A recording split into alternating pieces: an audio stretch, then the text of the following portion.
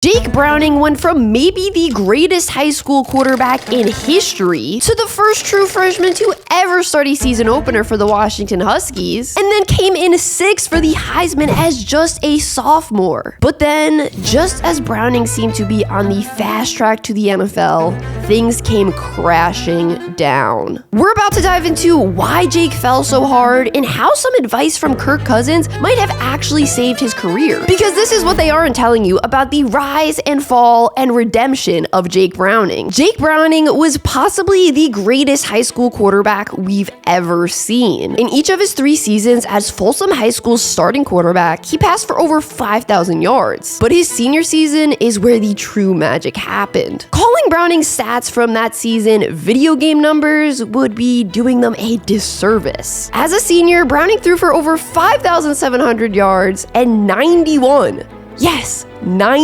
touchdowns in 16 games. That number tied the national record for the most touchdown passes thrown in a single season, which still hasn't been broken to this day. And that wasn't the only high school record Browning broke. He also holds the national record for most touchdown passes thrown in a career, as well as multiple other California state records. Coming out of high school, Jake was a 4-star recruit and the 3rd best quarterback in his class according to Rivals. After receiving offers from schools like Alabama, Boise State, Utah, and more, Browning ultimately committed to the University of Washington. After arriving on campus, Jake became the first true freshman to ever start a season opener for the Huskies, and just the 2nd true freshman in program history to start in any game. Expectations weren't high for Washington's football team that 2015 season. The team lacked upperclassmen experience as only 9 total starters were returning, but the team finished the season with a 7-6 record, a little better than their projected win total from before the start of the season. Browning finished his first collegiate season by completing 63% of his passes for 2,900 yards, 16 touchdowns, and 10 interceptions. His numbers weren't fantastic by any means, but his on-the-field play showed that the future was going to be bright for the Huskies with Browning under center. Entering the 2016 season, hype surrounded Washington. After being unranked for the entirety of the previous season,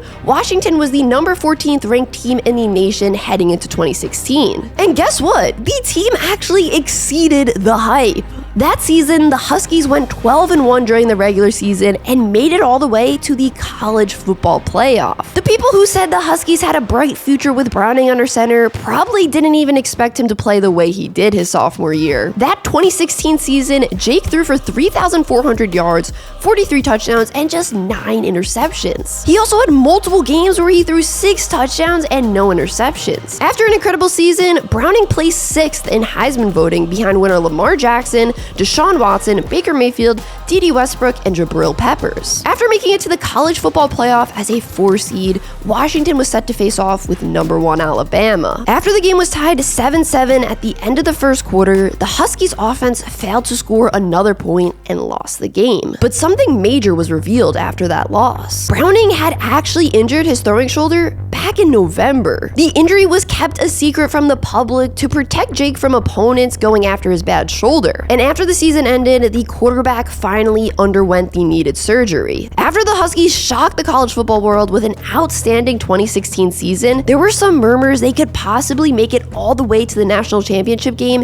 in 2017. With many college quarterbacks making the most improvements between their sophomore and junior seasons, there was a real chance Browning could win the Heisman, even though he was coming off shoulder surgery. Washington started the season as the 8th ranked team in the nation, but after losses versus unranked Arizona State and Stanford teams, the Huskies were the number 11 team in the nation heading into the Fiesta Bowl, where they ended up losing. It wasn't just the Washington team that didn't live up to expectations that year, it was also Browning. Although his completion percentage rose from 62% his sophomore year to 68% his junior year, his passing yards dropped to 2,007, and his touchdown number dropped from 43 his sophomore year to just 19 in his junior year. But after a disappointing 2017 season, many believed the Huskies would bounce back in 2018. The team was ranked 6th in the nation to open the season, but in the first game they lost versus number 9 Auburn. His senior year, he completed 64% of his passes for 3,100 yards, 16 touchdowns, and 10 interceptions. The same exact number of touchdowns and interceptions thrown from his freshman season. Jake Browning had fallen off hard. The QB everyone saw come in 6th for the Heisman just 2 years ago seemed long gone. After his senior year, Browning declared for the NFL draft.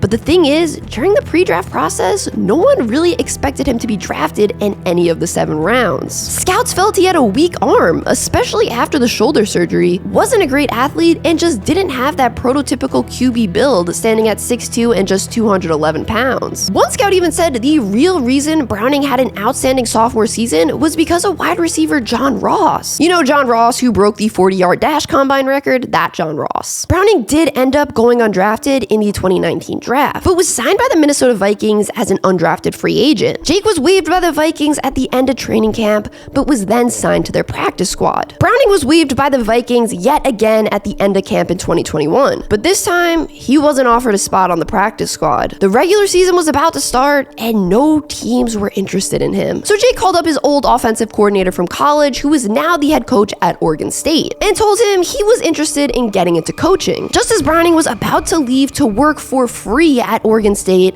the Bengals called to offer him a tryout. The tryout went well, and the Bengals offered him a spot on their practice squad. In 2023, his 3rd year with the Bengals, Browning had a chance to win the backup QB job that was up for grabs. All he had to do was beat out Trevor Siemian, who actually had starting experience in the NFL, something Browning hadn't even come close to sniffing. Despite this, Browning prevailed and won the backup QB spot. But how? Well, actually, some advice from Kirk Cousins while he was in Minnesota helped. Kirk told Jake to always be prepared throughout his time in the NFL, no matter where he stood on the depth chart. So every offseason, Browning decided to invest in himself. He paid for the best quarterback trainers to fix his throwing mechanics, which actually helped improve his arm strength and throwing velocity. He was consistently seeking out new information and different ways to train, and even worked with Joe Burrow and his quarterback coach, Jordan Palmer. Jake truly believed in himself and was going to put all the time, money, and energy into getting better. His Bengals teammates took notice of him putting in all this extra work. I quickly want to thank Underdog Fantasy for sponsoring this video. This is an app I actually use whenever football is being played. I love to do their pick'ems. Look at this pick'em I won from Thursday Night Football. If you sign up with my promo code SheGotSports, they will match your first deposit up to $100. So when Joe Burrow went down with a season-ending injury in Week 11, the team had faith in Browning to step up,